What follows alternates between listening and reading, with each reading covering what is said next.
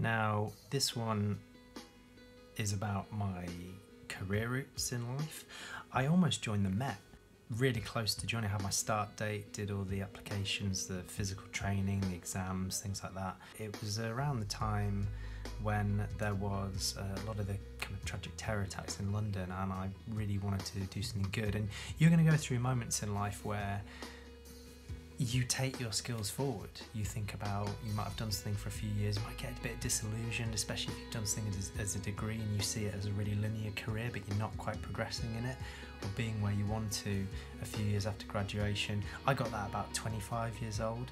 To any alumni out there, if you've had about 3 or 4 years out of university and you've got that mid-20s kind of slump in terms of this kind of emotional breakdown or a bit of stress or a kind of career crisis, like a midlife crisis in a way, but a mid-20s crisis, it's absolutely fine. I had that towards the end of my 20s. I almost joined the Met. I love scuba diving and I wanted to be a police diver, but I was aware I would have had to do my 2 years as a bobby on the beat.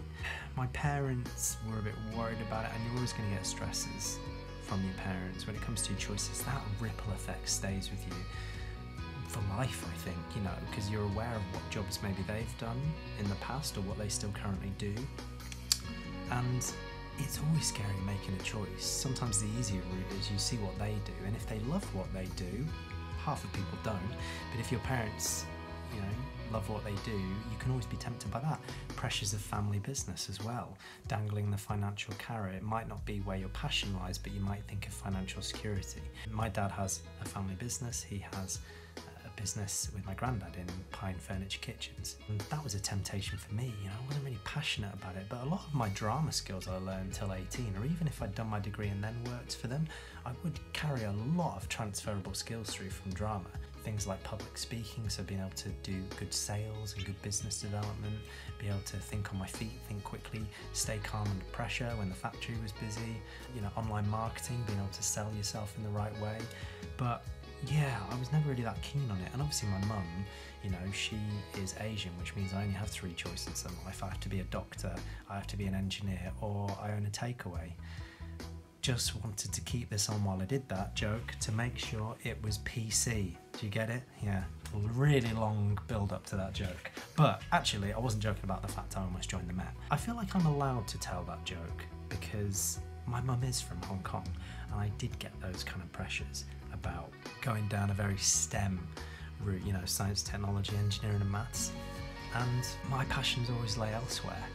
And it can be even harder when you're an alumni if you're looking back and you didn't go down a route which maybe your parents wanted you to go down, and they might have fought between themselves when you weren't even there about what they wanted you to do with your career.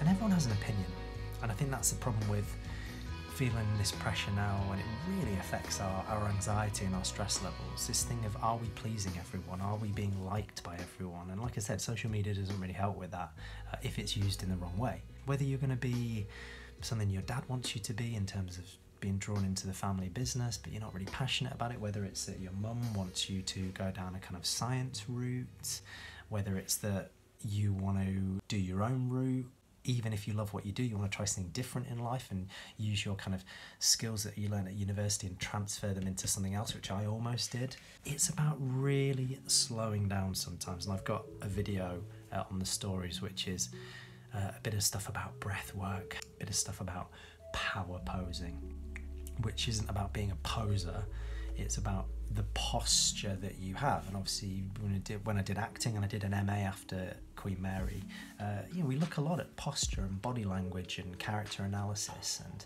voice and tone and facial expressions. You build a character. So through university, you would have built a character for yourself. The character you had before you were 18 probably affected that character as well in the next scene of your life, because your life is going to be like a play. It's not about the ending. We're all ending up in the same place, unfortunately, when there's a blackout at the end of the play. But it's about the scenes along the way. It's about the drama. It's about the challenges that happen along the way. Regardless of if you do something like science, technology, engineering and maths, or you do one of the more kind of humanities based or kind of creative subjects. And that's not to say there isn't creativity in STEM. There's unbelievable creativity, like we've seen with the vaccine that's been created for us all, which is incredible. But I think it's really, really important when it comes to your job prospects to really think about what matters to you. And that's not the name of a job. So I never ever started thinking I want to be an actor, I have to be an actor. It just led through those skills as a good base platform to some different things. I did some volunteering, some internships, you kind of part-time jobs you have to do, and I know a lot of that's been affected at the moment, but a lot of industries will evolve through lockdown as well. A lot of amazing innovations happening now, so there will be, for every career or job that maybe gets defunct through COVID, there's going to be new ones that come up, and all you can do is hope. You have to have faith, you have to approach things in a positive way, you have to believe those things are going to happen. I never knew I was going to do acting, comedy, get into push talks and things like that. The thing I do know is that every single day at university I picked up a skill, whether I realised it at the time. And it's really important as alumni to remember how far you've come. Yes, it's good to stay in the moment and look forward, but you can't always look forward. I think it is good to look back, and sometimes it's good to reflect on the journey you've had so far. Like a good road trip. If you're on an awesome road trip, there's just as much fun in sitting down at the end of a day and thinking, what have I done on this road trip so far? This is amazing. I've been there, and you go back on all the experiences you've had, and it brings emotion. It floods oxytocin, feel-good chemicals into your body when you relive these things. So it's good to look back on your journey, whether you had a good time or not. I had some tough times on my degree, almost dropped out a couple of times.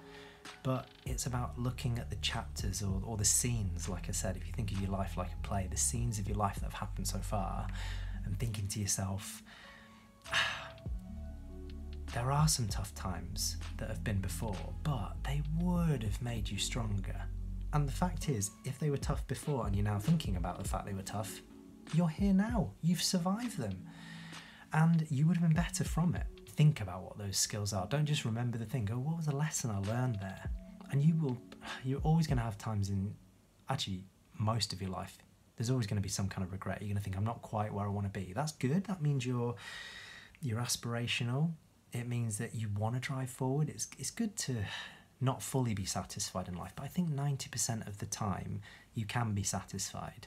And that comes from looking at all the things you've gathered along the way so far. I think we can often feel really insufficient and insecure and drive anxiety by going, I've not done this yet, I've not done this yet. But that should maybe be 5%. 5% of your mindset should be the goals you want to achieve. But never forget that 95% of what you have actually achieved so far through all of the things that have come, whether you are where you want to be in life or not.